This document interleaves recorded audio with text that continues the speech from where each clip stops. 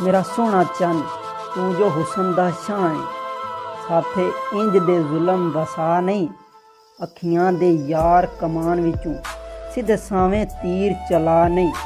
ए नक तलवार ते होंठ गुलाबी, उतों हंस के चैन वंजा नहीं।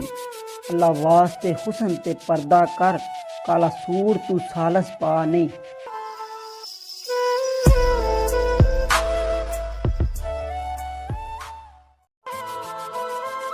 खत लिख साकी सजना नू, हर लफज उंदी तस्वीर होवे।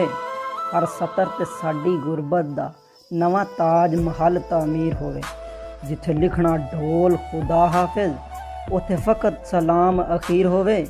कर इंज मजमून मुकम्मल खत दा, ओदी अख विच 100 नीर होवे।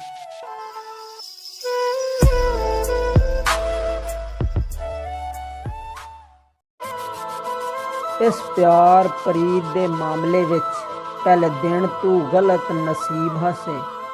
उस सजन दी नहीं मुलाकात हुई, दिल जिस दे ढेर करीब हासे।